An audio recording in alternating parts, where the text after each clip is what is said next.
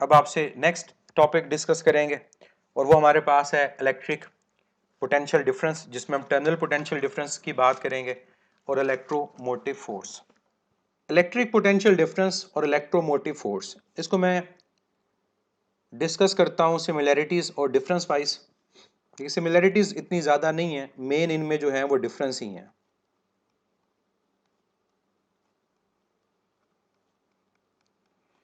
Electromotive force,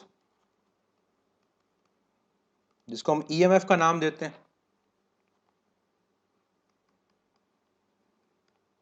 और electric potential difference.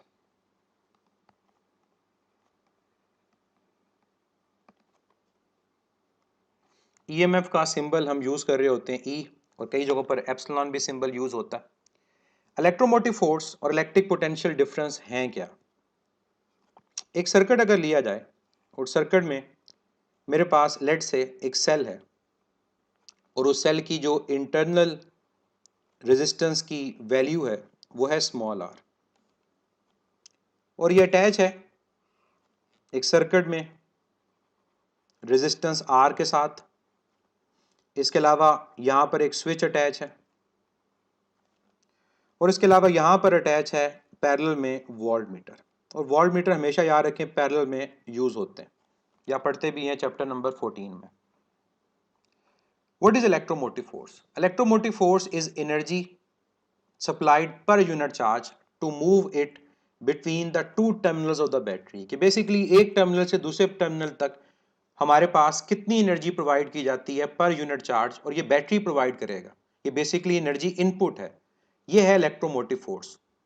और किसी भी सर्किट के दो पॉइंट्स के दरमियान, फर्ज करें ये रेजिस्टेंस है और सर्किट क्लोज है, तब अगर मैं कहता हूं कि एनर्जी सप्लाइड की जगह dissipated per unit charge across any two ends of a circuit, और चाहे वो टर्मिनल्स ही क्यों ना हो लेकिन सर्किट क्या हो, क्लोज हो, तो तब हम उसको नाम क्या देंगे, इलेक्ट्रिक पोटेंशियल डिफरेंस का। तो दोनों एनर्जी सप्लाई है पर यूनिट चार्ज, लेकिन एक energy supplied per unit charge है और एक energy dissipated per unit charge है। एक तब है जब सर्किट क्लोज है और एक तब है जब सर्किट क्या है, ओपन है। यूनिट अगर हम बात करें, दोनों का यूनिट सेम होता है। ईएमएफ का ऐसा यूनिट भी वोल्ट है, जूल पर कूलम, और पोटेंशियल डिफरेंस का यूनिट भी वोल्ट है, जूल पर कूलम। लेकिन इलेक्ट्रोमोटिव फोर्स अगर होगी तो पोटेंशियल डिफरेंस प्रेजेंट होगा। अगर हमारे पास एक बैटरी डिस्चार्ज हो जाती है, ईएमएफ प्रेजेंट नहीं होगा, तो याद रखें पोटेंशियल डिफरेंस भी सर्किट में एग्जिस्ट नहीं करेगा। इस वजह से क्या कहा जाता है कि electromotive force is the cause of potential difference and potential difference is the effect of EMF. ये ईएमएफ का इफेक्ट है, ईएमएफ की वजह से ये डेवलप होगा। नेक्स्ट पॉइंट, अब सर्किट ओपन और क्लोज की तरफ चले जाता है। अगर हमारे पास एक सर्किट ओपन हो, जैसे ऊपर सर्किट आपके पास बना हुआ है, तो ओपन सर्किट में वोल्ट मीटर क्या रीडिंग शो करेगा? ओपन सर्किट का मतलब क्या होता है, जब करंट की वैल्यू जीरो है। जब सर्किट ओपन होगा तो जो वोल्ट मीटर होगा वो क्या रीडिंग देगा, बिल्कुल ईएमएफ। जब सर्किट हमारे पास ओपन है तो वोल्ट मीटर तब भी डिफ्लेक्शन शो करेगा। तो याद रखिएगा कि सर्किट अगर ओपन है तो हमारे पास आंसर क्या होगा, volt meter will tell us about EMF. और जब हमारे पास सर्किट ओपन ना हो, सर्किट क्लोज हो, तो फिर उसी बैटरी के टर्मिनल्स के क्रॉस जो पोटेंशियल डिफरेंस होगा, अब उस पोटेंशियल डिफरेंस को हम नाम क्या देंगे, टर्मिनल पोटेंशियल डिफरेंस का। यानी जब सर्किट क्लोज है तो अब क्या कहेंगे, जब सर्किट ओपन था तो तब आपका जो पोटेंशियल डिफरेंस था उसको आपने नाम दिया ईएमएफ का। लेकिन जब सर्किट क्लोज होगा तो अब जो पोटेंशियल डिफरेंस होगा, यानी वोल्ट मीटर जो रीडिंग देगा वो किस चीज की देगा, हम कहेंगे volt meter will tell us about electric potential difference. और इस इलेक्ट्रिक पोटेंशियल डिफरेंस को क्या नाम देते हैं, इस इलेक्ट्रिक पोटेंशियल डिफरेंस को नाम दिया जाता है टर्मिनल पोटेंशियल डिफरेंस का। Potential difference across the terminals of the battery when circuit is closed, ये बात याद रखनी है। Potential difference across the terminals of the battery when circuit is closed, और potential difference across the terminals of the battery when circuit is open, उसे क्या बोलेंगे उस पोटेंशियल डिफरेंस को? उसको हम नाम देंगे ईएमएफ का।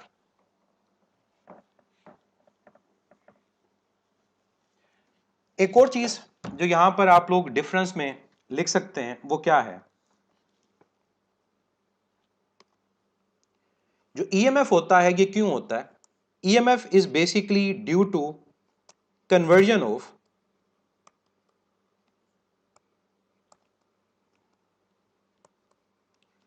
Chemical energy into electrical energy. और ये मैं स्पेसिफिकली बात कर रहा हूं बैटरी के बारे में, कि अगर हमारे पास एक बैटरी है और उस बैटरी के टर्मिनल्स के क्रॉस अगर ये पॉजिटिव और ये नेगेटिव है, हमें एक पोटेंशियल डिफरेंस शो होता है। तो वो क्यों होता है? That is due to the conversion of chemical energy into electrical energy, कि जो उसने केमिकल एनर्जी स्टोर की जब वो इलेक्ट्रिकल में कन्वर्ट होगी तो उसकी वजह से ईएमएफ हमारा शो होगा। लेकिन पोटेंशियल डिफरेंस क्यों होता है?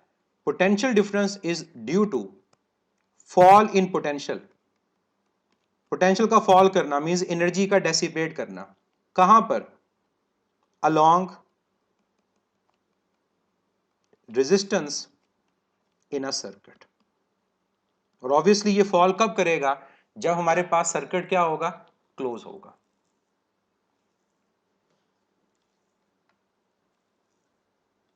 ईएमएफ का ताल्लुक किससे होता है? सोर्स से होता है। ये बात याद रखिएगा। सर्किट में अटैच वो ना भी हो बैटरी या सेल तब भी ईएमएफ प्रेजेंट होगा, लेकिन पोटेंशियल डिफरेंस का ताल्लुक प्योरली सर्किट से होगा। और सर्किट में ये तब हम बात कर रहे होंगे जब सर्किट क्या होगा? क्लोज होगा। लास्ट पॉइंट, फिर कंपैरिजन की तरफ चलेंगे, कि जो ईएमएफ होता है that is independent of resistance of the circuit. और ऐसा आपने शॉर्ट क्वेश्चन चैप्टर नंबर 15 में भी किया इंड्यूस ईएमएफ से रिलेटेड।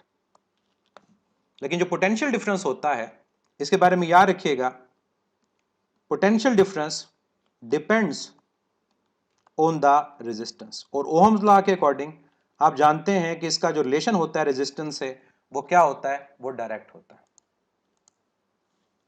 तो ये कंपैरिजन आप लोगों ने याद रखना है, और यही कंपैरिजन डिफरेंट क्वेश्चंस हैं जो आपसे पूछे जाते हैं। फिर कई दफा सर्किट बना होता है और सर्किट ओपन और क्लोज होता है और हमसे पूछा जाता है कि यहाँ पर ईएमएफ एग्जिस्ट करेगा या पोटेंशियल डिफरेंस एग्जिस्ट करेगा।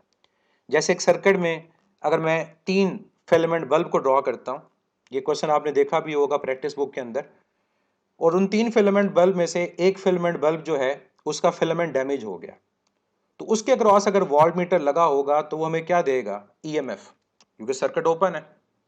लेकिन जो इसके अलावा बाकी फिलामेंट हैं जो ब्रेक नहीं हुए, जो ठीक है, उनके क्रॉस अगर वॉल्ट मीटर लगा होगा तो वो रीडिंग क्या देगा? 0, क्योंकि उनमें से करंट पास नहीं करेगा। अब आ जाए इनके कंपैरिजन की तरफ।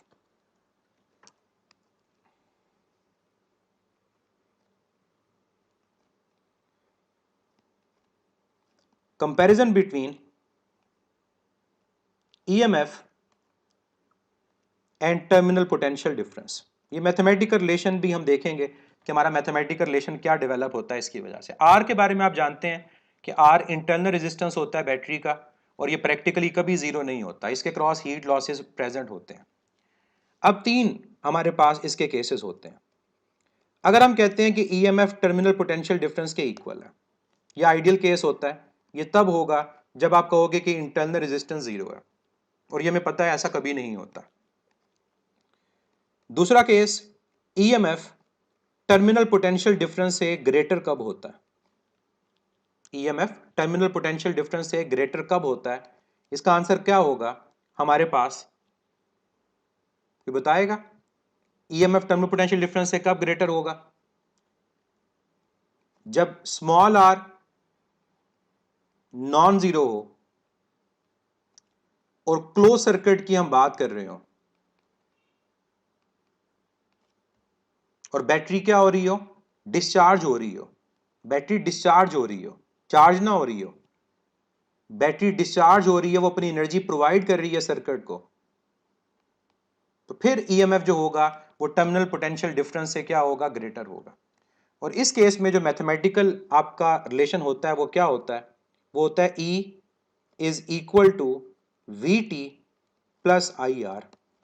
ये रिलेशन याद रखिएगा, अप्लाई तब होता है जब आपके पास सोर्स एनर्जी प्रोवाइड कर रहा है और वो सर्किट के अक्रॉस डेसिपेट हो रही है। E is equal to VT plus IR, और ये रिलेशन आप देख के बता सकते हैं E ग्रेटर है VT से।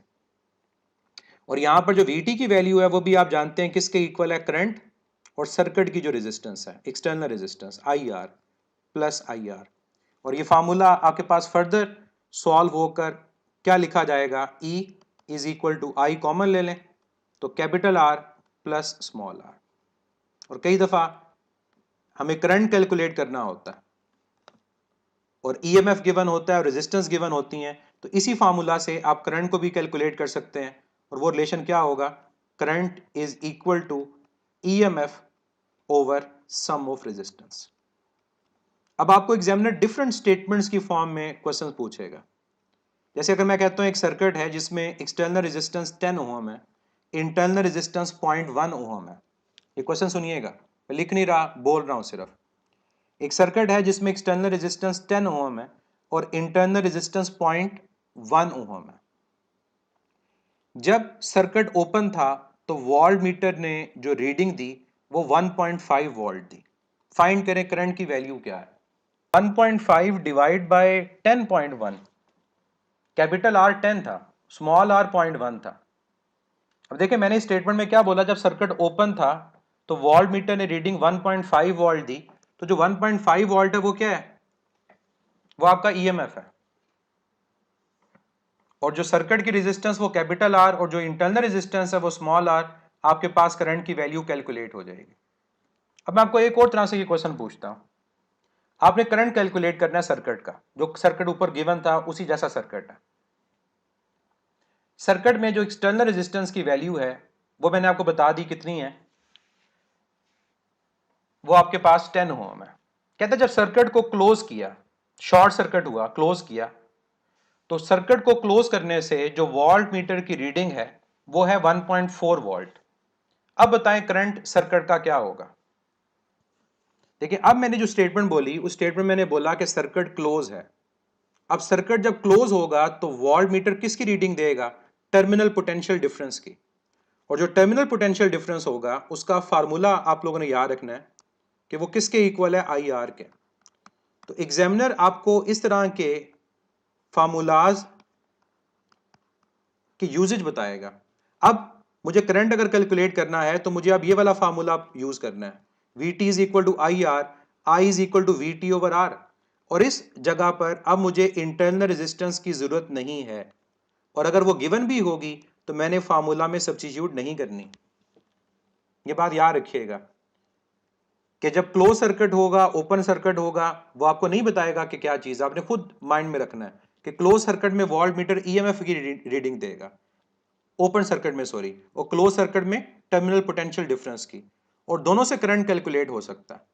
ईएमएफ वाले फार्मूला में इंटरनल रेजिस्टेंस की जरूरत भी पड़ेगी, लेकिन टर्मिनल पोटेंशियल डिफरेंस के फार्मूला में इंटरनल की जरूरत नहीं है, सिर्फ और सिर्फ सर्किट की रेजिस्टेंस की जरूरत है, वो कितनी है। एक और चीज इन फार्मूला से रिलेटेड, अगर आपको इंटरनल रेजिस्टेंस को कैलकुलेट करने को कहा जाए, इंटरनल रेजिस्टेंस, तो आप इंटरनल रेजिस्टेंस को भी कैलकुलेट कर सकते हैं। और उसके लिए ये जो फार्मूला आपके पास है यहीं से फार्मूला बनेगा, और वो क्या होगा, small r is equal to E minus VT over I। तो ये फार्मूलाज हैं जो आपके इस केस से बनते हैं। और यहां पर मैं इस केस को डायग्राम वाइज भी आपको एक्सप्लेन कर दूं कि E VT से ग्रेटर कब होगा। ये जो सर्किट मैंने ऊपर बनाया जिसके अंदर मेरे पास internal resistance small r, battery का ईएमएफ E, अटैच है एक्सटर्नल रेजिस्टेंस है, साथ है स्विच और वोल्ट मीटर। स्विच क्लोज होगा तो करंट फ्लो करेगा पॉजिटिव से नेगेटिव एंड की तरफ, ये करंट का फ्लो होगा। अब देखें जब करंट का पूरा लूप कंप्लीट हुआ तो इस बैटरी में से जो करंट है वो कहां से कहां फ्लो कर रहा है? क्या करंट फ्लो कर रहा है from low potential to high potential, means negative से पॉजिटिव की तरफ या पॉजिटिव से नेगेटिव की तरफ? तो आप देख सकते हैं करंट फ्लो कर रहा है नेगेटिव से पॉजिटिव की तरफ। जब किसी बैटरी में करंट नेगेटिव से पॉजिटिव की तरफ जा रहा होगा तो याद रखिएगा उसका ईएमएफ क्या होगा? पॉजिटिव। इसका मतलब है बैटरी डिस्चार्ज हो रही है, बैटरी एनर्जी प्रोवाइड कर रही है। और इस केस में जब नेगेटिव से पॉजिटिव जा रहा होगा तो आपने याद रखना है कि अब हमारा जो फार्मूला यूज होगा कि अगर ये करंट की डायरेक्शन नेगेटिव से पॉजिटिव है across the battery, E V T plus I are के इक्वल होगा, यानी ई वी टी से ग्रेटर है। ये पॉइंट याद रखिएगा, ये आगे जाकर आप कहीं ना कहीं यूज भी करेंगे। अब मैं आपको थर्ड केस बताता हूं जब आपका ईएमएफ टर्मिनल पोटेंशियल डिफरेंस से लेसर होता है। ये कब होगा? ये तब होगा जब इंटरनल रेजिस्टेंस नॉन जीरो है, सर्किट क्लोज है, लेकिन अब क्या हुआ है? अब हो रहा है चार्जिंग ऑफ बैटरी। जब चार्जिंग हो रही होगी बैटरी की तो याद रखिएगा आपके पास ईएमएफ टर्मिनल पोटेंशियल डिफरेंस से लेसर होगा। अब इसको डायग्राम से समझिएगा और कंपेयर कीजिएगा जो मैंने ऊपर बात की कि मेरे पास अगर ये बैटरी है, उसकी इंटरनल रेजिस्टेंस है, बल्कि इसको मैं आसान कर देता हूं। घरों में अगर आपने किसी सेल को चार्ज करना होता है, फॉर एग्जांपल एक पेंसिल सेल है रिचार्जेबल, ये मेरे पास टर्मिनल उसका होता है पॉजिटिव और ये होता है नेगेटिव। जब इस सेल को चार्ज करना होता है तो जिस जगह पर आप अटैच करते हो उसको कैसे अटैच करते हो? आप उस चार्जर में इसकी अटैचमेंट इस तरह से करते हो कि इसके पॉजिटिव टर्मिनल को पॉजिटिव से अटैच करते हो और नेगेटिव टर्मिनल को नेगेटिव से अटैच करते हो। यानी इसके क्रॉस जो आप पोटेंशियल डिफरेंस प्रोवाइड कर रहे हो उसके पोटेंशियल इस तरह अप्लाई होंगे, पॉजिटिव पॉजिटिव से, नेगेटिव नेगेटिव से। अब एक्सटर्नल पोटेंशियल जब यूं अटैच होगा तो अब जरा गौर से देखें कि इस बैटरी में से पास होने वाले करंट की डायरेक्शन क्या होगी। अब इस बैटरी में से पास होने वाला जो करंट होगा वो इसके पॉजिटिव से नेगेटिव की तरफ जा रहा होगा। और अब जब करंट पॉजिटिव से नेगेटिव जा रहा होगा तो अब इसका ईएमएफ पॉजिटिव नहीं लेंगे, अब आप इसका ईएमएफ क्या ले रहे होगे? वो नेगेटिव ले रहे होगे। और इसी वजह से हमारा अब ईएमएफ जो होगा वो लेसर होगा as compare to terminal potential difference. और ये फार्मूला चेंज होकर क्या बन जाएगा? ये फार्मूला जो मैं लिख रहा था पहले E is equal to V T plus I R, अब वो फार्मूला यूं होगा कि V T is equal to E plus I R, या ये फार्मूला चेंज होके क्या बन जाएगा? E is equal to V T minus I R, कि जो पहले हमारे पास करंट पॉजिटिव था, जो करंट सॉरी पहले क्या था? पॉजिटिव था, अब वो करंट क्या हो जाएगा? हमारे पास नेगेटिव हो जाएगा। किसके क्रॉस? इंटरनल रेजिस्टेंस के क्रॉस। और ये फार्मूला टोटली चेंज हो जाएगा कि पहले जो इंटरनल रेजिस्टेंस थी उसके करंट की वैल्यू क्या थी? पॉजिटिव, क्योंकि करंट फ्लो कर रहा था पॉजिटिव से नेगेटिव, ईएमएफ क्या था? पॉजिटिव था। लेकिन अब जब करंट मूव करेगा उल्टा बैटरी के इनसाइड पॉजिटिव से नेगेटिव की तरफ, अब हम कहेंगे कि उसमें से पास होने वाला करंट पॉजिटिव नहीं है बल्कि पास होने वाला करंट क्या है? नेगेटिव। और जब करंट नेगेटिव होगा तो फार्मूला में जो पॉजिटिव था अब वो क्या बन जाएगा? नेगेटिव। और अब फार्मूला ये यूज होगा E is equal to V T minus I R. तो ये दोनों फार्मूलाज आप लोगों ने याद रखने हैं कि E is equal to V T plus I R कब यूज होता है? जब करंट पॉजिटिव हो, डिस्चार्जिंग हो रही हो। और E is equal to V T minus I R कब यूज होता है? जब करंट नेगेटिव हो, बैटरी डिस्चार्ज हो रही हो। दूसरी तरह से देखते हैं, अगर बैटरी के इनसाइड जो करंट मूव करेगा वो बैटरी के नेगेटिव से पॉजिटिव की तरफ मूव करेगा तो करंट पॉजिटिव होगा, E वी टी से ग्रेटर होगा। और अगर बैटरी में पास होने वाला करंट उसके पॉजिटिव से नेगेटिव की तरफ जा रहा होगा तो वो करंट नेगेटिव होगा और फिर E लेसर होगा, VT क्या होगा, ग्रेटर होगा। और ये आप इस फार्मूला से इजीली देख सकते हैं कि VT में से IR सब्ट्रैक्ट होगा तो वो E के इक्वल आ रहा होगा। क्लियर है ये पॉइंट? और मैं इसको समराइज अब करने लगा ताकि तमाम बातें अब समराइज हो जाएं कि अगर दो बैटरीज बनी हो,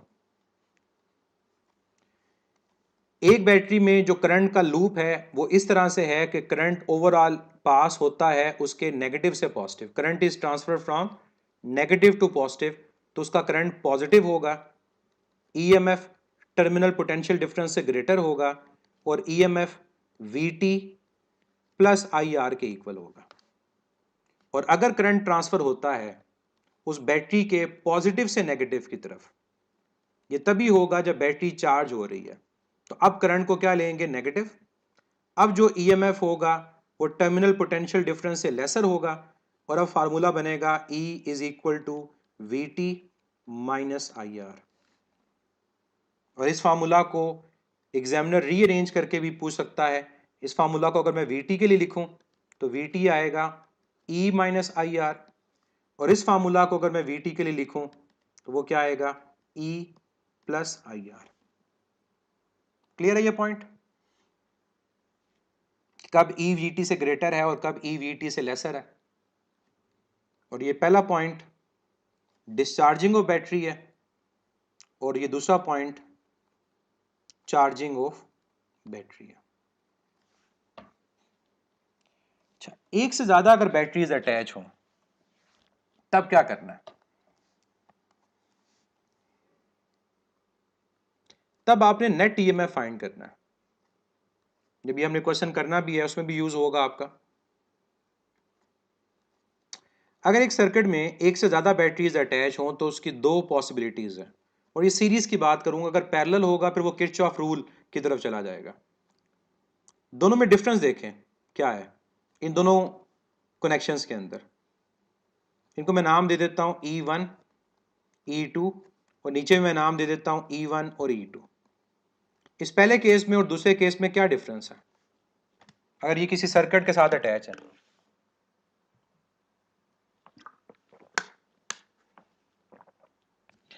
डिफरेंस ये है कि पहले केस में अगर दोनों बैटरीज के करंट को आप ड्रॉ करते हो तो दोनों बैटरीज के करंट की डायरेक्शन सेम है, ऑपोजिट टर्मिनल अटैच है, नेगेटिव पॉजिटिव से अटैच है। नीचे वाले में दोनों करंट की जो डायरेक्शन है वो सेम नहीं है, वो ऑपोजिट है। और यहां पर सेम टर्मिनल्स अटैच है, या नेगेटिव नेगेटिव से या पॉजिटिव पॉजिटिव से। याद रखिएगा जब हमारे पास ऑपोजिट टर्मिनल अटैच हो तो करंट ऐड होता है, इसका मतलब नेट ईएमएफ बढ़ता है। इस केस में हमेशा आप नेट ईएमएफ फाइंड करने के लिए सम लोगे। और जब सेम टर्मिनल्स अटैच होंगे करंट दोनों का ऑपोजिट डायरेक्शन में होगा, एक दूसरे को कैंसल आउट करने की कोशिश करेगा, तो नेट ईएमएफ डिफरेंस के इक्वल आएगा। और ये मैग्नीट्यूड का साइन आपको पता है क्यों लगा रहा हूं, बड़े में से छोटे को सब्ट्रैक्ट करेंगे। अगर E1 12 वोल्ट है, E2 9 वोल्ट है, तो नेट ईएमएफ कितना होगा, 12 माइनस 9 3 वोल्ट। बड़े में से छोटे को सब्ट्रैक्ट करेंगे। तो जब एक से ज्यादा बैटरीज अटैच, और ये तीन भी हो सकती हैं, तब भी रूल यही है, जिनके ऑपोजिट अटैच होंगे वो ऐड होंगे और जिसका सेम अटैच हो जाएगा वो क्या हो जाएगा, वो सब्ट्रैक्ट हो जाएगा। अब इसको अप्लाई करते हैं और ये क्वेश्चन है आपकी एक्सरसाइज का, इसमें ये रूल भी अप्लाई हो जाएगा, करंट की डायरेक्शन होने से करंट के नेगेटिव होने का भी अप्लाई हो जाएगा और टर्मिनल पोटेंशियल डिफरेंस को फाइंड करने की बात भी हो जाएगी। ये 8 ओम की रेजिस्टेंस, इसके साथ अटैच हैं दो बैटरीज।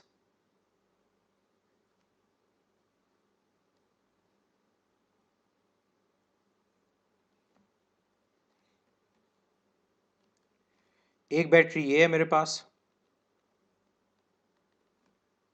और एक बैटरी ये है। इसकी जो इंटरनल रेजिस्टेंस है वो 0.9 ओम है, इसकी इंटरनल रेजिस्टेंस 0.1 ओम है। इसका ईएमएफ 6 वोल्ट है, इसका 24 वोल्ट है। क्या चीज आपने कैलकुलेट करनी है, आपने फाइंड करनी है terminal potential difference across each cell या across each battery. Terminal potential difference across each battery. आप बेशक इनको नाम दे दें, एक को 1 और 2 का, और फाइंड करें। जी अब देखते हैं आप लोगों का आंसर करेक्ट है या इनकरेक्ट है, और जो नहीं कर रहे या जिनको समझ नहीं आ रही वो देखें। देखिए टर्मिनल पोटेंशियल डिफरेंस का जो फार्मूला है वो कहाँ से आएगा, E is equal to V T plus I R से, और वी टी इक्वल आएगा E माइनस आई आर। ये फार्मूला है जो आपने यूज़ करना है। अब मैं इनको नाम दे देता हूँ, इसको मैं E1 का नाम दे देता हूँ, इसको स्मॉल r1 का, इसको कैपिटल R का, इसको मैं नाम दे देता हूँ R2 का, इसको नाम दे देता हूँ E2 का। अब सबसे पहला काम इक्विवेलेंट रेजिस्टेंस। ये तीनों रेजिस्टेंस जो हैं ये सीरीज के अंदर है, तो इक्विवेलेंट रेजिस्टेंस 8 प्लस 0.1 प्लस 0.9, ये आपके पास क्या आ जाएगी 9 ओम। फिर आपके पास नेट ईएमएफ। अभी मैंने आपको बताया कि ऑपोजिट और सेम टर्मिनल्स अटैच हो, ये पॉजिटिव इसके पॉजिटिव से अटैच है। अगर सेम टर्मिनल्स अटैच हैं, दोनों के करंट की डायरेक्शन ऑपोजिट, तो जो नेट ईएमएफ आएगा वो डिफरेंस के इक्वल आएगा। बड़े में से छोटे को, बड़ा E1 है, छोटा E2 है, साथ लगा भी दे मैग्नीट्यूड अगर ना पता हो तो 24 माइनस 6 18 वोल्ट। नेक्स्ट काम क्या करें, यहां से सर्किट का करंट फाइंड कर लें। तो V is equal to I R, I is equal to V over R, और V यहां पर नेट ईएमएफ है, और नीचे टोटल रेजिस्टेंस यह आ गया 18/9, करंट आ गया 2 एम्पेयर। अब जो 2 एम्पेयर करंट होगा जरा उसकी डायरेक्शन देखिएगा क्या है। करंट यहां से फ्लो करेगा बड़ी बैटरी के रेफरेंस से, ये करंट यहां से फ्लो हुआ। अब यहां करंट फ्लो जब होगा तो इसके पॉजिटिव से नेगेटिव की तरफ जाएगा, और ये पूरा लूप कंप्लीट हुआ, और यहां जो करंट मूव करेगा वो नेगेटिव से पॉजिटिव की तरफ जाएगा। इसका मतलब एक बैटरी में जो करंट है वो नेगेटिव से पॉजिटिव जा रहा है, तो उसका करंट पॉजिटिव है, डिस्चार्जिंग का केस। और दूसरे केस में जो करंट है वो पॉजिटिव से नेगेटिव जा रहा है, तो इसका करंट क्या होगा, नेगेटिव डिस्चार्जिंग का केस। अब फार्मूला जब अप्लाई करेंगे, एक दफा मैं अप्लाई करूंगा VT1, मेरा आएगा E1 माइनस आई, करंट तो सर्किट सीरीज में सेम, इनटू R1। दूसरी दफा अप्लाई किया E2 माइनस आई इंटू R2। अब जरा वैल्यूज देखें, E1 कितना है 24। अब क्या E1 का करंट पॉजिटिव है नेगेटिव है, तो E1 का करंट मूव कर रहा है नेगेटिव से पॉजिटिव की तरफ, वो पॉजिटिव है तो यहां +2 एम्पेयर आएगा, तो ये आपके पास आएगा 24 माइनस 0.2, तो रिजल्ट क्या है हमारे पास 23.8 वोल्ट। दूसरी तरफ मैं अप्लाई अगर करता हूं 24 माइनस करंट इंटू रेजिस्टेंस जो 0.9 है, अब वहां जो करंट है वो फ्लो कर रहा है कहां से कहां, उसके पॉजिटिव से नेगेटिव, यानी ये चार्जिंग का केस बन गया। एक बैटरी डिस्चार्ज हो रही है, दूसरी चार्ज हो रही है, ये वो केस है जो ऊपर हमने केसेस पढ़े, ये उसकी प्रैक्टिकल फॉर्म है। ये बन जाएगा 24 नेगेटिव नेगेटिव प्लस, ये क्या हो जाएगा, ये प्लस हो जाएगा। ओके सॉरी 24 मैंने लिख दिया, ये 6 है E2, और 0.9 इंटू 2 ये आपके पास आ जाएगा 1.8, तो आंसर क्या आ जाएगा 7.8 वोल्ट। तो जो हमने ऊपर पढ़ा ये हमने उसको अप्लाई कर दिया कि कब हमारे पास ग्रेटर है E और कब ग्रेटर है VT। ये दोनों चीजें आपके सामने हैं। जो VT आपने फाइंड किया उससे आपको ये पता चला कि आपका जो EMF है वो ग्रेटर है VT से, और जो आपने VT2 फाइंड किया उससे आपको क्या पता चला कि जो VT है वो ग्रेटर है EMF से।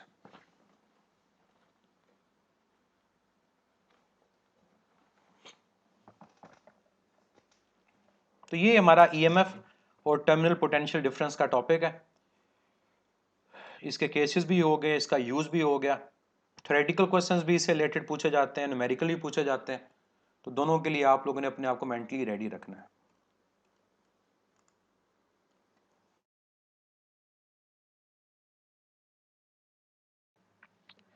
ये क्वेश्चन आप लोगों ने भी देखा होगा किसी बुक के अंदर।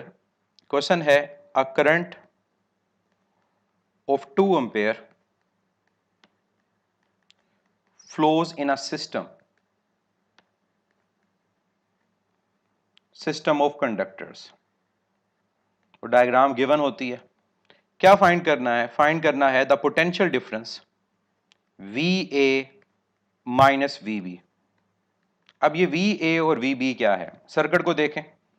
सर्किट में हमारे पास एक क्लोज लूप है और उस क्लोज लूप के अंदर 4 रेजिस्टर्स हैं और ये सर्किट किसी भी तरह से बन सकता है, लाजमी नहीं कि डायमंड शेप का ही बना हो। ये पॉइंट हमारे पास मेंशन है D, ये पॉइंट मेंशन है C, ये पॉइंट मेंशन है A और ये पॉइंट मेंशन है B। जो करंट फ्लो कर रहा है हमारे पास इस सर्किट में वो गिवन है, वो करंट कितना है? 2 एम्पेयर। और हमें इस A और B के क्रॉस पोटेंशियल डिफरेंस को फाइंड करना है। ये रेजिस्टेंस 2 ओम है, इसके अलावा हमारे पास ये रेजिस्टेंस 3 ओम है, ये रेजिस्टेंस 3 ओम है और ये रेजिस्टेंस 2 ओम है।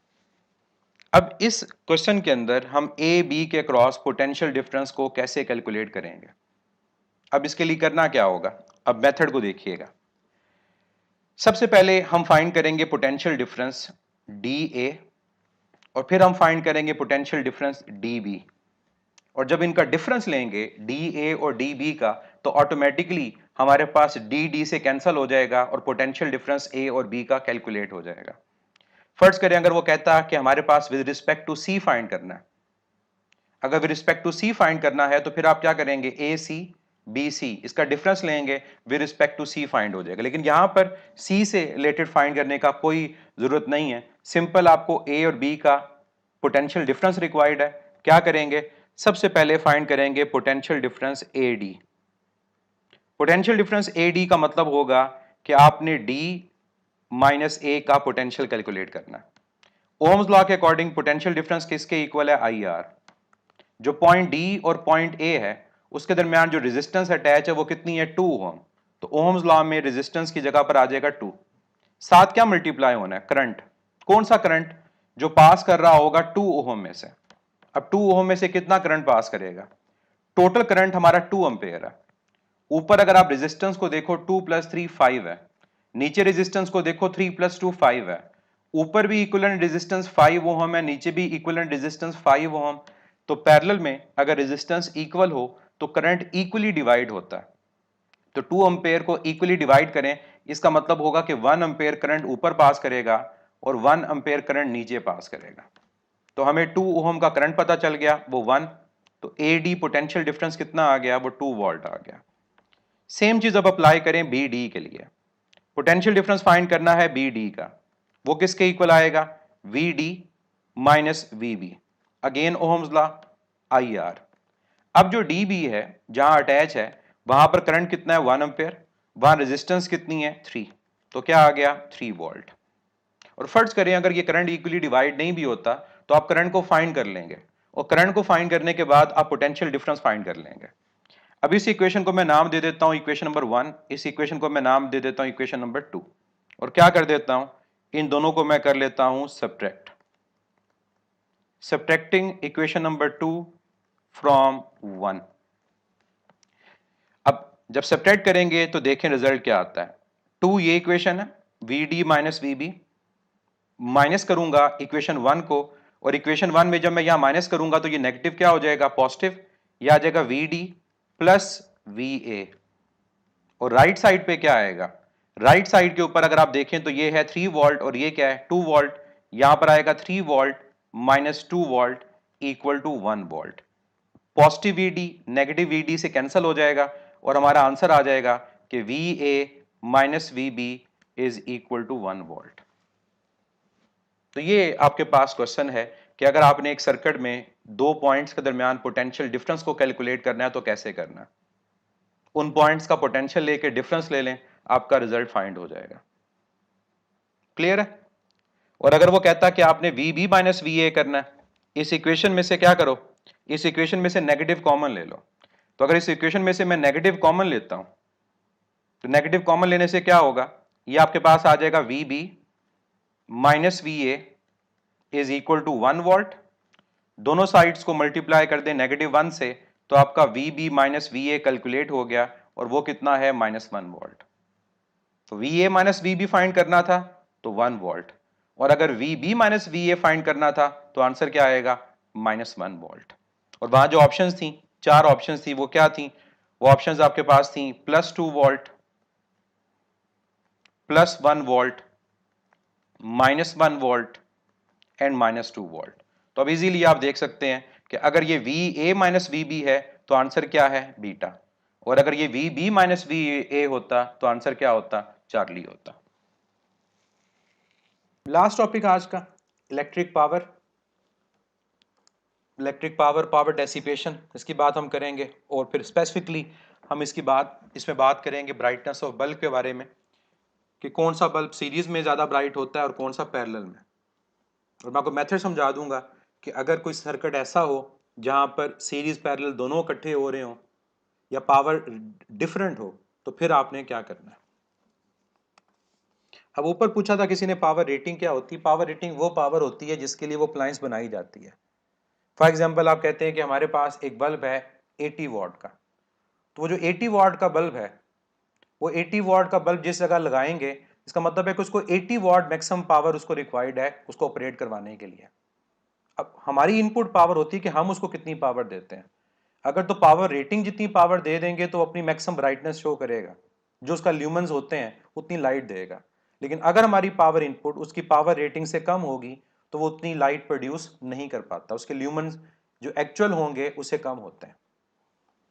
ठीक है, तो वो पावर रेटिंग का कॉन्सेप्ट जब आपको दिया जाता है तो सिंपल उस अप्लायंस की पावर बताई जाती है, और ये हर अप्लायंस के ऊपर आप देखेंगे, कोई भी अप्लायंस उस पर लिखा होता है। जैसे आप बल्ब लेकर आते हैं उसके बॉक्स पे लिखा होता है, एसी लेकर आए उसके साथ उसकी प्लेट लगी होती है जिस पे लिखा होता है। और power rating, current rating, voltage rating, तीनों चीजें होती हैं कि पावर कितनी रिक्वायर्ड है, वोल्टेज कितना रिक्वायर्ड है, और इसके अलावा आपको करंट कितना रिक्वायर्ड होता है। खैर, हम आते हैं मेन चीज की तरफ जिसकी जरूरत है, electric power. Power rate of doing work है। जब इलेक्ट्रिक पावर की बात करेंगे हम क्या कहेंगे, the rate at which the battery is providing electrical energy to the circuit. The rate at which battery is providing electrical energy to the circuit is called electric power. और ये कौन सी पावर है, पावर इनपुट। अगर मैं इस चीज को यूं बोलूं, the rate at which energy is dissipated across the circuit, तो ये क्या है, ये पावर डेसिपेशन है। और जब हम किसी बल्ब के अंदर बात करते हैं ना कि बल्ब हमारे पास पावर को यूटिलाइज कर रहा है, पावर को डेसिपेट कर रहा है, वो बेसिकली आपकी इलेक्ट्रिकल एनर्जी को लाइट एनर्जी में कन्वर्ट कर रहा है। जो हम इनपुट देंगे उसके मुताबिक वो पावर को क्या करेगा, डेसिपेट करेगा। Law of conservation of energy. तो मेन चीज क्या है, electrical energy per unit time is called electrical power. तो बेसिक फार्मूला इसी डेफिनेशन से, इलेक्ट्रिकल एनर्जी को यू से मैं डिवाइड कर दूं टाइम से, ये पावर है। कई दफ़ा इलेक्ट्रिकल एनर्जी पोटेंशियल डिफरेंस के फॉर्म में आएगी, तो potential difference into charge over time, इससे भी पावर कैलकुलेट हो जाती है। इसके अलावा पावर के क्या रिलेशंस हैं, ये जो फार्मूला आपके साइड पे लिखा हुआ है, इसमें Q ओवर टी किसके इक्वल होगा, करंट के। तो यहीं से पावर का रिलेशन आता है, power is equal to potential into current. ये आमतौर पे पावर रेटिंग का रिलेशन होता है, जो आपके पास अप्लायंस के ऊपर लिखा होता है, voltage current power, power rating, voltage rating, current rating, ये पावर रेटिंग है। इसके अलावा पावर का रिलेशन जिसको हम आमतौर पे पावर डेसिपेशन के लिए यूज करते हैं, जब V is equal to I R put करेंगे तो आई स्क्वेयर आर, और जब आप I की जगह V ओवर आर पुट करोगे तो power is equal to V square over R. ये हमारे रिलेशन यूज होते हैं। अब स्पेसिफिकली अगर बात करें तो आई स्क्वेयर आर वाला जो फार्मूला है, ये अप्लाई हम कर रहे होते हैं सीरीज में, और हमें ये रिजल्ट बताता है कि सीरीज में करंट अगर सेम है तो जिसकी रेजिस्टेंस ज़्यादा होगी उसके क्रॉस पावर डेसिपेशन भी ज़्यादा होगी। और V स्क्वायर ओवर आर वाला रिलेशन हम यूज कर रहे होते हैं पैरेलल में, और ये बताता है कि पैरेलल में वोल्टेज सेम है तो जिसकी रेजिस्टेंस कम होगी उसके क्रॉस पावर डेसिपेट ज़्यादा हो रही होगी। एक बड़ा आसान सा सवाल मैं हर दफ़ा बच्चों से पूछता हूँ, क्या एसी की रेजिस्टेंस कम होती है या फैन की रेजिस्टेंस कम होती है? क्या एसी की रेजिस्टेंस कम होती है या फैन की रेजिस्टेंस कम होती है? जी, एसी की रेजिस्टेंस कम होती है। ये आपके सामने जो रिलेशन है यही बताता है, क्योंकि जिसकी रेजिस्टेंस कम होगी तभी तो उसके क्रॉस पावर डेसिपेट ज्यादा होगी। अगर तो फैन की रेजिस्टेंस हमारे पास कम हो तो फिर फैन के क्रॉस पावर डेसिपेशन ज्यादा होनी चाहिए, और हम जानते हैं कि पावर डेसिपेट एसी के क्रॉस ज्यादा होती है और फैन के क्रॉस कम होती है। और ये पावर रेटिंग है, उसको चाहिए कितनी पावर, जिसको जितनी पावर ज्यादा रिक्वायर्ड है उतनी वो पावर डेसिपेट ज्यादा करेगा, उतनी उसकी रेजिस्टेंस कम होगी। तो ये रिलेशन जो लास्ट वाला है ये बड़ा इंपॉर्टेंट है, वी स्क्वायर ओवर आर। और ये रिलेशन हमें नॉर्मली अप्लायंसेस की रेजिस्टेंस फाइंड करने में हेल्प करता है, ये लास्ट वाला रिलेशन पावर डेसिपेशन का। अब ये सारे रिलेशन आपको यूज करने आने चाहिए। मैं यहां पर क्वेश्चन के यूज से पहले एक और फार्मूला यहां पर डिस्कस करूंगा पावर आउटपुट का।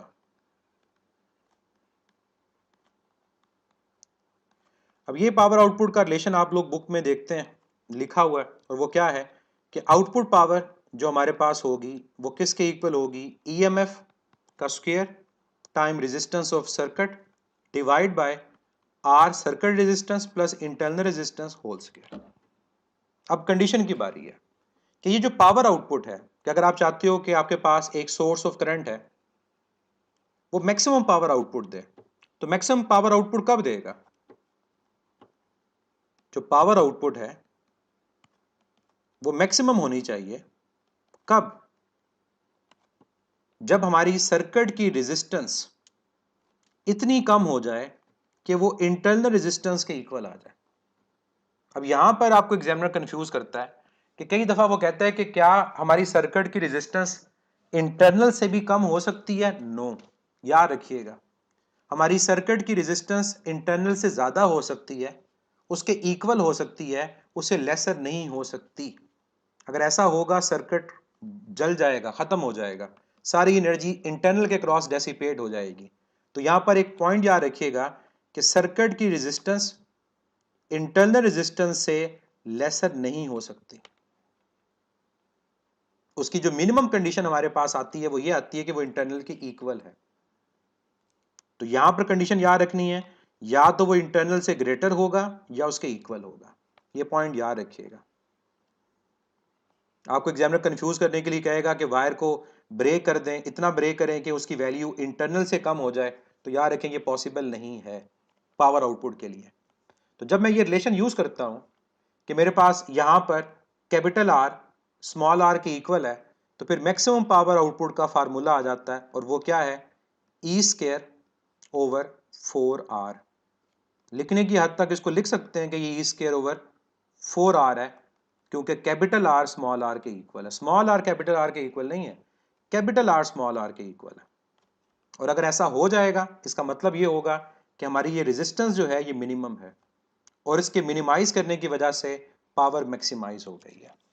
और वो कितनी मिनिमम हो सकती है, इतनी कि वो इंटरनल के इक्वल आ जाए, तो तब पावर क्या होगी, मैक्सिमम होगी। इससे रिलेटेड क्वेश्चन ज्यादातर थ्योरेटिकल होते हैं, जहां पर आपको कहेगा कि आर कैपिटल आर की value in terms of small R, तो आपने इतनी मिनिमम नहीं कर देनी कि वो उस स्मॉल आर से भी छोटी हो जाए। उससे छोटी हो गई तो काम खराब हो जाएगा, आपके पास सर्किट ऑपरेट नहीं होता। अब एक क्वेश्चन डिस्कस करता हूं पास पेपर का, और फिर उसके बाद मैं ब्राइटनेस की तरफ जाऊंगा। क्वेश्चन आसान होते हैं पावर के, मुश्किल नहीं होते। और ये पावर की बात हमने चैप्टर नंबर 4 का जो यूनिट था वर्क एनर्जी पावर, उसमें भी डिस्कस किया था, यूनिट नंबर 3 में भी। क्वेश्चन की स्टेटमेंट में पूरी नहीं लिख रहा, सिर्फ डाटा लिख रहा हूं। एक टॉर्च है जो ऑपरेट हो रही है 2.2 वोल्ट के ऊपर, और जो करंट उसमें पास कर रहा है वो कितना है, 0.25 एम्पेयर। फाइंड करने हैं टोटल नंबर ऑफ चार्जेस जो उसमें फ्लो करेंगे, कितने टाइम में, 1 सेकेंड में। और दूसरा एनर्जी फाइंड करनी है, इलेक्ट्रिकल एनर्जी। चाहे आप उसको कहें कि जो उसको प्रोवाइड कर रहे हैं वो फाइंड करें, चाहे आप ये कहें कि जो वो डेसिपेट कर रहा है उसको फाइंड करें। क्वेश्चन जो था यूं था, a torch is rated 2.2 volt 0.25 ampere, calculate the charge passing through the bulb in 1 second and energy transferred by passage of each coulomb of charge.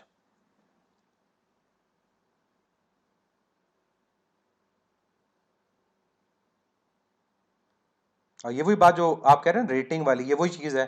A torch is rated ये voltage rating और current rating given है, 2.2 volt, 0.25 ampere.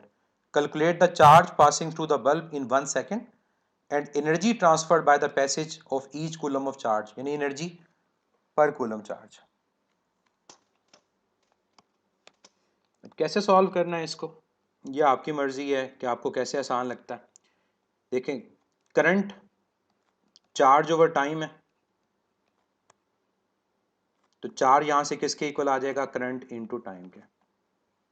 तो current हमारे पास कितना है 0.25 और time कितना है 1, तो चार्ज आ जाएगा 0.25 कूलम।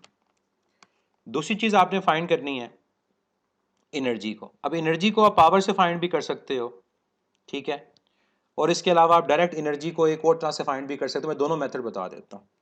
डायरेक्ट फाइंड करने का तरीका तो ये है कि एनर्जी किसके इक्वल है, पोटेंशियल डिफरेंस इनटू चार्ज के। मैंने ऊपर लिखा भी था पावर के फार्मूला में। तो पोटेंशियल डिफरेंस कितना है 2.2, चार्ज कितना है 0.25। 0.25 का मतलब होता है 1/4, तो 2.2 इंटू 1/4 ये आपके पास आ जाएगा 0.55 जूल। और दूसरा मेथड जो था कि पावर अगर आपके माइंड में आ जाए कि पावर से इसको सॉल्व करना है, तब क्या करेंगे कि पावर करंट और वोल्टेज का प्रोडक्ट होता है, power energy supplied per unit time है, तो फिर आपके पास एनर्जी आ जाएगी करंट वोल्टेज इनटू टाइम। तो एक ही बात है, क्योंकि करंट इनटू टाइम क्या है, चार्ज, आंसर सेम आएगा। करंट कितना है 0.25, वोल्टेज कितना है 2.2 और टाइम कितना है 1, तो सेम रिजल्ट आएगा क्योंकि 1 ही मल्टीप्लाई हो रहा है। अब भी आंसर क्या है 0.55 जूल। तो चाहे आप इसको कहें कि ये क्वेश्चन पावर से रिलेटेड था तब भी ठीक है, उससे भी सॉल्व हो जाता है। चाहे आप कहें क्वेश्चन ये पावर से रिलेटेड नहीं है, ये सिंपल पोटेंशियल एनर्जी और करंट से रिलेटेड है, तब भी ठीक है, दोनों से ये इजीली सॉल्व हो जाता है। लास्ट आज का टॉपिक, ब्राइटनेस ऑफ बल्ब।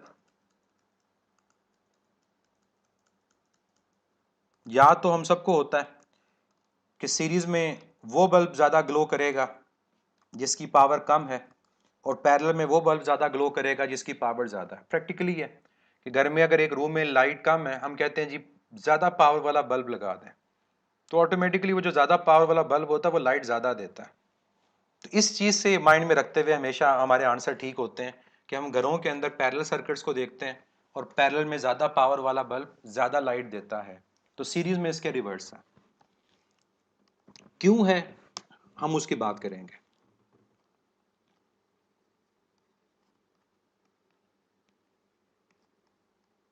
तो ब्राइटनेस ऑफ बल्ब,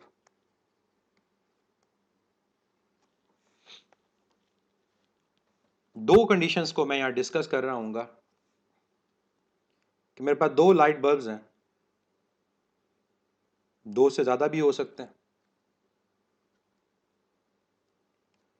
उनको मैं यूज करता हूं सीरीज में और उनको मैं यूज करता हूं पैरेलल में।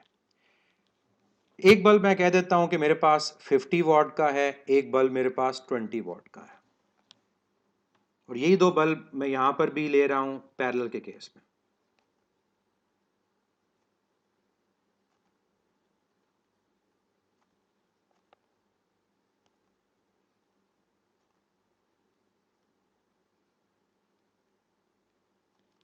ये 20 वॉट बल्ब, ये 50 वॉट बल्ब, और ये पैरेलल में अटैच है एनर्जी सोर्स के साथ।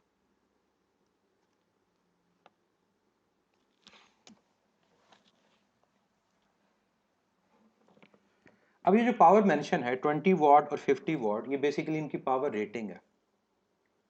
दूसरी चीज ये है कि हमारे पास ये किस वोल्टेज पे ऑपरेट होते हैं, वो उनकी वोल्टेज रेटिंग है।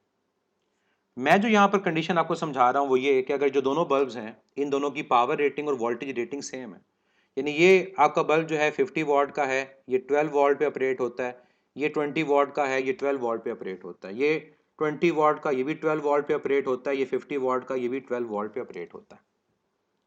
तो पावर रेटिंग गिवन है, साथ वोल्टेज रेटिंग भी गिवन है। कौन सा बल्ब ज़्यादा ब्राइट होगा, कौन सा लेस ब्राइट होगा, पहले डायरेक्ट सुन लें। सीरीज के अंदर जिस बल्ब की पावर कम होगी वो ज़्यादा ब्राइट होगा, और जिसकी पावर ज़्यादा होगी वो कम ब्राइट होगा। पैरेलल में जिसकी पावर ज़्यादा वो ज़्यादा ब्राइट होगा और जिसकी पावर कम वो कम ब्राइट होगा। ये तो हो गया डायरेक्ट आंसर। क्यों होगा अब उसकी बारी है।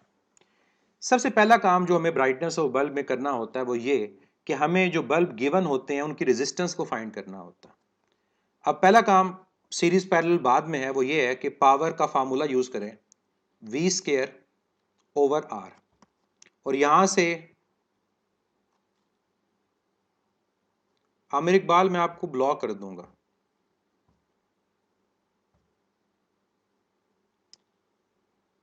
फिर आप सोते रहिएगा।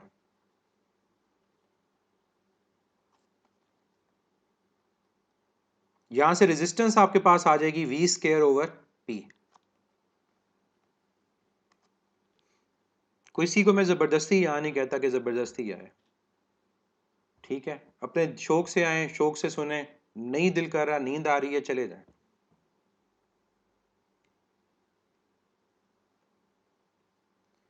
तो रेजिस्टेंस V²/P के इक्वल, तो रेजिस्टेंस का पावर से क्या रिलेशन है, इनवर्स। अब ये जो V है ये क्या है, ये V वो वोल्टेज है जो ये गिवन है, पावर रेटिंग। अब मेरे इस एग्जांपल के अंदर ये वोल्टेज क्या है, सेम, तो मैं सिर्फ और सिर्फ किससे कंपेयर कर रहा हूँ, P से। अगर ये वोल्टेज डिफरेंट होगा तो मैं क्या करूंगा, मैं यहां पर वोल्टेज पुट करके रेजिस्टेंस को कैलकुलेट कर लूंगा। और अब आपके सामने एक रिजल्ट आया, वो क्या आया कि रेजिस्टेंस का पावर से जो रिलेशन है वो इनवर्स है। जिसकी पावर ज्यादा होगी उसकी रेजिस्टेंस कम होगी। अब हमें नजर आ रहा है कि 50 वॉट पावर ग्रेटर है 20 वॉट से। इसे यह पता चला कि जो रेजिस्टेंस है वो 50 वॉट वाले बल्ब की कम है, किससे, 20 वॉट वाले बल्ब से। ये पॉइंट, पहली बात ये हमें पता होना चाहिए। ये डायरेक्ट भी आपको पता चल जाता है क्योंकि आपको पता है कि पावर का और रेजिस्टेंस का ताल्लुक इनवर्स है। तभी आप कहते हो कि एसी की रेजिस्टेंस कम है, फैन की रेजिस्टेंस ज्यादा है, क्योंकि दोनों का वोल्टेज क्या है, सेम। अगर दोनों का वोल्टेज सेम तो पावर से रिलेट करके आप बताओगे कि किसकी रेजिस्टेंस ज्यादा है और किसकी कम है। अब आ जाए कि हम सीरीज में ब्राइटनेस और पैरेलल में ब्राइटनेस आइडेंटिफाई कैसे करते हैं। आंसर है, सीरीज और पैरेलल में जो ब्राइटनेस होती है वो आइडेंटिफाई होती है पावर डेसिपेशन से। किसे होती है, पावर डेसिपेशन से। जो बल्ब पावर डेसिपेट ज्यादा करेगा, चाहे सीरीज हो या बल्ब हो, उसकी ऑटोमेटिकली ब्राइटनेस, उसकी लाइट ज्यादा होगी। अब मैंने ऊपर क्या बताया था कि सीरीज में पावर डेसिपेशन को फाइंड करने के लिए हम कौन सा रिलेशन यूज करते हैं, हम पावर डेसिपेशन के लिए यूज करते हैं I²R। तो क्या रिलेशन आया, सीरीज में power dissipation is directly proportional to resistance of the bulb. अब आप ऊपर देख सकते हैं किस बल्ब की जो रेजिस्टेंस है वो ज्यादा है, 20 वॉट वाले की। तो 20 वॉट वाले बल्ब की अगर रेजिस्टेंस 50 वॉट से ज्यादा है तो हम क्या कहेंगे, 20 वॉट वाला जो बल्ब है उसकी पावर डेसिपेशन 50 वाले बल्ब से ज्यादा होगी। और फिर जिसकी पावर डेसिपेशन ज्यादा होगी उसकी ब्राइटनेस भी ज्यादा होगी। ये कॉन्सेप्ट है ओवरऑल। अब आए पैरेलल की तरफ। अब पैरेलल के अंदर भी मैं सेम चीज अप्लाई करूंगा कि पावर डेसिपेशन का कौन सा फार्मूला, पावर डेसिपेशन का फार्मूला है V²/R। अब पावर डेसिपेशन का जरा रेजिस्टेंस से रिलेशन देखें तो क्या बना, इनवर्स। और जो पावर डेसिपेशन का रिलेशन बना रेजिस्टेंस से, बेसिकली वही रिलेशन किसका बन रहा है, आपके बल्ब की ब्राइटनेस का। ब्राइटनेस का रेजिस्टेंस से रिलेशन इनवर्स है पैरेलल में, और ब्राइटनेस का रेजिस्टेंस से रिलेशन डायरेक्ट है सीरीज में। अब कंपैरिजन आपके सामने है, जिसकी रेजिस्टेंस कम, तो 50 वॉट वाले की रेजिस्टेंस 20 वॉट वाले से कम है।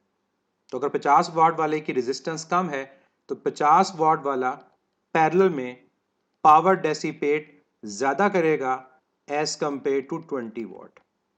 तो फिर जो पावर डेसिपेट ज्यादा करेगा वो बल्ब ज्यादा ब्राइट होगा, वो ग्लो भी ज्यादा करेगा।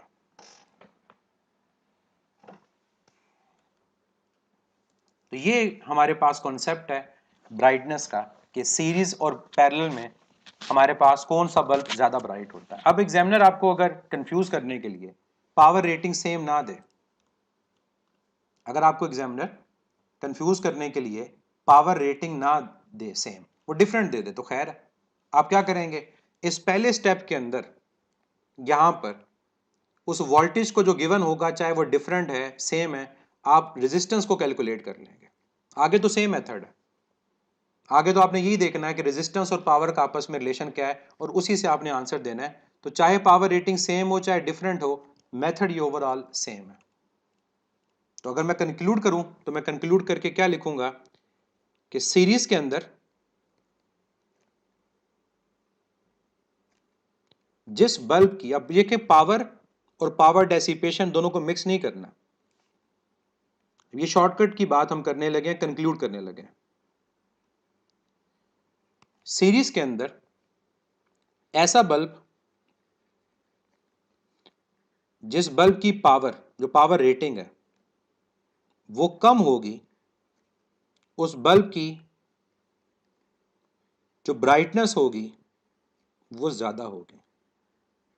और मैं स्पेसिफिकली बात कर देता हूं, ये पावर रेटिंग है उसकी।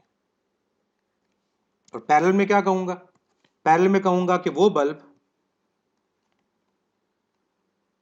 जिसकी पावर ज्यादा होगी उसकी ब्राइटनेस भी ज्यादा होगी। तो उम्मीद है ये चीज आपको क्लियर हो गई होगी कि आइंदा अगर कभी ये क्वेश्चन आता है तो आप उसको इजीली सॉल्व कर सकते हैं। और ब्राइटनेस के साथ मैं छोटा सा लिख रहा हूं पावर डेसिपेशन, ताकि आपको पता चल जाए कि ये पावर जो मैं लेफ्ट पे लिख रहा हूं वो कौन सी है और ये पावर ब्राइटनेस डेसिपेशन से रिलेटेड है।